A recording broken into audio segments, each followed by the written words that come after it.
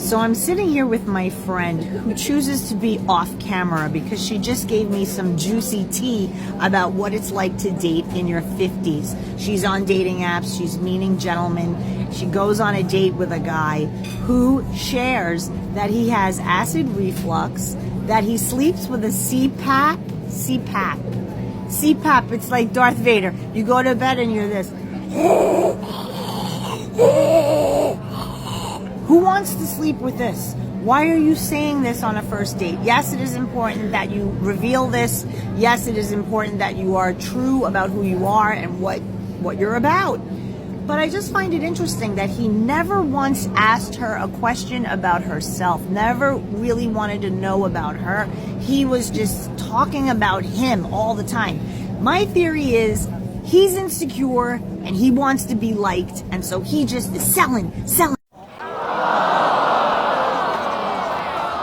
That is some multi-decades post-war dried egg coping right there. Let me get this straight, sister. You're saying that the problem was because he didn't ask questions? That's why he's a red flag? Who are you trying to kid here? The moment you find out he has a medical condition, which he's being upfront about, is the moment that you discarded him because women want the perfect guy, even though they themselves are extremely imperfect. Listen up, sister. Look in the mirror. There's a high probability that you have health issues. I mean, face it, sister, that drizzling compact taco you had in your 20s is now a dried, flappy side of roast beef in your 50s. By comparison, you ladies have issues too. I mean, you women always say men need to communicate, so he communicates and now it's a problem because of what he communicated, which you admitted was important to say up front. Yeah, I have this condition. I don't want to hear about this later like, oh, you lied to me or you withheld some important information from me, as women always claim that men do. You question why he would say that. It's pretty evident why. That way he weeds out the useless queens that use double standards and hypocrisy in their dating. Namely, what you're presenting here. Before we move on, I want to bring attention that 70% of my viewers are not subscribed to my channel. Come on, fam. You've seen my logo on other channels, and you're already here. Please hit that subscribe button and support the channel. It really helps out. Moving on.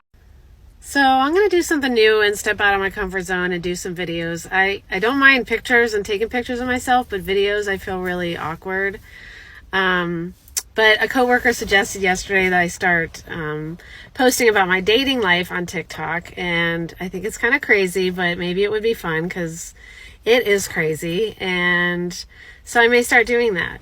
But before I do that, I guess I need to give just a tiny bit of background. I'm 50 and out of a 2-year relationship and have been divorced for maybe 6 years or something. So my last relationship ended last spring, so it's coming up on a year, and I took some time to heal, and now I'm just kind of living my best life and just doing this crazy single mom, working, dating, and just having a good time, but also keeping an open mind because I do eventually want to find somebody and settle down. So, all right, we'll see how it goes. I think I have a date tonight, but I'm going to get into work because the parking lot is so crazy. It looks like it's Christmas time. So hopefully I will post later about a potential date.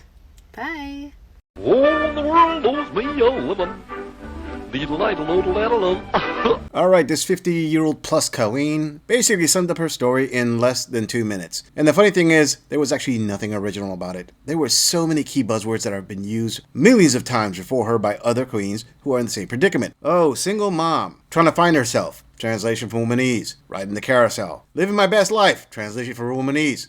Riding the carousel even harder. Took time to heal. Translation from womanese. We broke up, he moved on, and it was shocking to me that he was able to keep going even after being with somebody as awesome as I am. Doing the single mom thing, dating, trying to figure it out, but keeping an open mind because I do want to find someone else.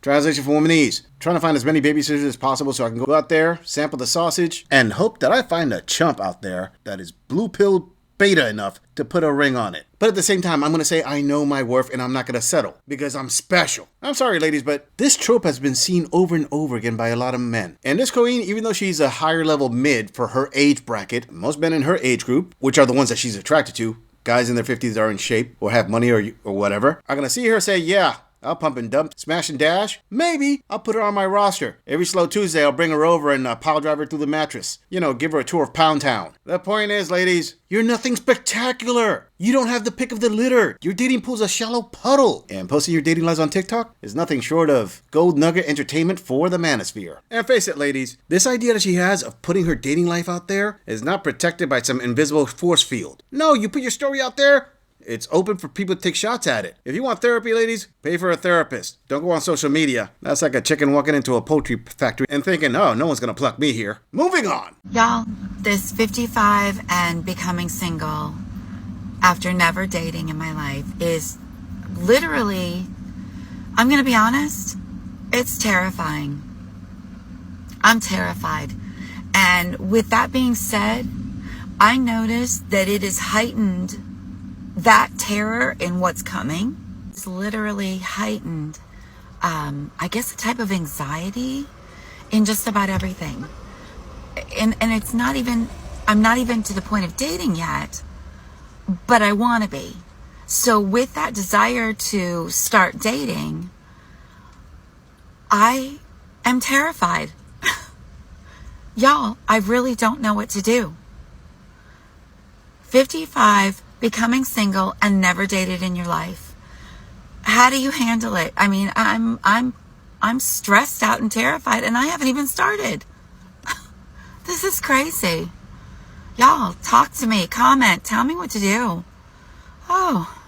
Surprise, surprise, surprise! Whoa there, Colleen. You're 55, recently single, but you claim that you never really dated? What you do, you meet that guy and you just married him within 5 minutes? No real date? So what now, you're not really dating now? Or you're not really 55? No. You're asking for help because you're terrified of what you're going to face now. So this gorilla's going to help you out as best this gorilla can. Number 1, accept reality. Stop trying to sugarcoat it. Say it. Yes, you had to have a relationship before you got married. You got married, and now you're single again. Yes, you're 55. Yes, you know you have an uphill battle. You don't have the advantages of youth anymore. That egg carton hit E over a decade ago and got crumbled up and packaged out into the recycle bin. You can no longer demand a Prince Charming. You're terrified because you probably realize, oh snap, at 55, I can't pull in the guys I could pull in when I was 25. But I want the guys I pulled in when I was 25. And you're probably going to be thinking like other women think, oh, the dating pool I have now is just full of leftovers. There's no real good men out there anymore.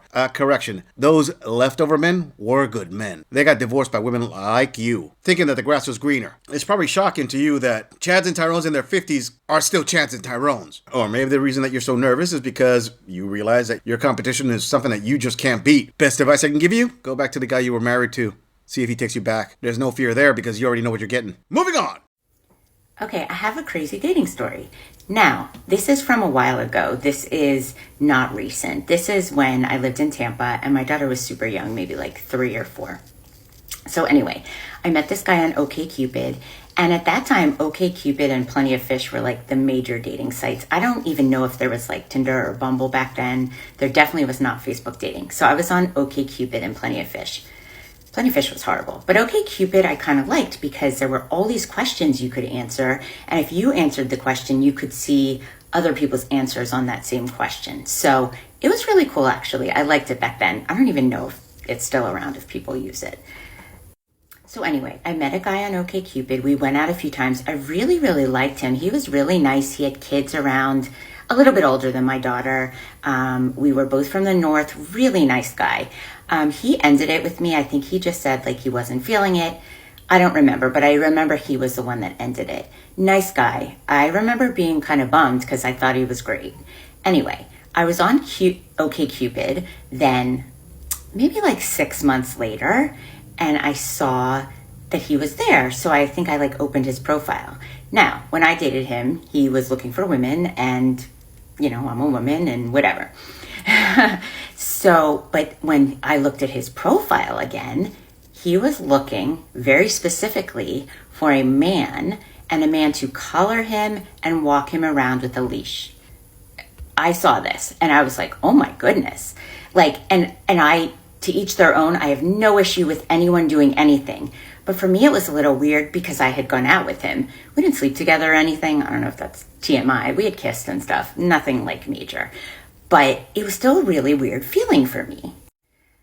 So I called him. Emotional damage. Hold up there, my grand elder post-wall queen. Let me get this straight. You were living in Tampa, and you dated a guy, and then very recently after dating you, he was looking for another guy to basically dominate and humiliate him. And you claim that you never slept with him, just kissed him a little, but you called him because you were curious. And that's the only real reason? Oh, I call bullshit. I mean, of course that is the only reason. It is not possible that the reason that you called him was because seeing a man that you found amazing, there's a better than 50% chance that you actually slept with him. But you want the majority of people who hear this to believe that you didn't. And it's not possible that after having slept with this guy, him going to look for another man right after having a certain experience with you would affect your self-esteem in any way, shape, or form. I mean, there's no possible way you could insinuate that you giving out masculine energy would be the reason he was attracted to you, but then he decided to step it up a notch. Or maybe because after he dated you, you pushed him away from women for a while. Or maybe you wanted to find out what is it about you that attracts men who want to be with other men. Nah, none of that. You probably just did it because of pure curiosity or concern. Absolutely, because it is not possible that any woman would lie about such an experience. I mean, it's obvious that your self-esteem has got to be 100% intact for you to come on TikTok and put that story out there because, as we know, TikTok is the mecca of women who have their stuff together and don't use it as replacement for therapy. And it is also not possible that any doubts that she probably had from that dating experience, which she claims, was such a long time ago, and she can't really remember all the details about it, other than the important details of the guy that she was with was into a big sausage walking him around on a leash. Kind of an important detail there. But anyway, it's important to know that she can't possibly, in no way, shape, or form, have features of herself that attracts men like this. And she's very clear she's not judging this guy for being the way he is, even though she's making a whole TikTok video about it. But let's hear what else she has to say, because we believe every bit of it. I either called him or texted him. Again, this was so long ago that I don't remember, but if it was call or text. But I said, hey, I saw you on OkCupid and I saw this. I'm just feeling a little strange because we went out, like, I don't know. And we had remained in touch and like talked once in a while or texted or whatever. So, and it wasn't like a bad ending to the relationship. It was just, I don't even remember. And he was like, yes, this is new. I just always was curious about it.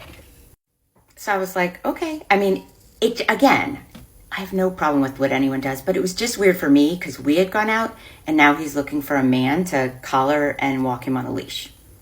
So anyway, it was weird. It was just weird for me. And I hate to say weird because I don't want anyone thinking or that I have a problem with whatever anybody wants to do, because I really don't. But it was just a strange feeling for me, being that I had just dated him like recently. We never talked about it again after that, but I have talked to him recently and he is dating a woman. So I don't know if it was a phase or whatever. I never asked him, but it was really, really weird for me. Anyway, that's it. Kind of crazy dating story there. Oh, she's feeling a little strange just because she went out with him a couple times and just kissed him a few times. Yeah, sister, that totally justifies you calling him and feeling the ways you're feeling. I'm pretty sure that 100% of my male viewers believe that. There's no possible way that they're going to think, maybe the reason you're calling him is because you actually did sleep with him. And you're thinking that your goodies are what turned him away to another far extreme side. And if you couple that with maybe you were having some dating issues after you dated him, it just did a number on your noggin for a while. You thinking, oh, dang, my roast beef must be extremely salty for guys not to want to come around here. In fact, that last guy who was awesome decided to go try sausage after trying my roast beef? What the hell?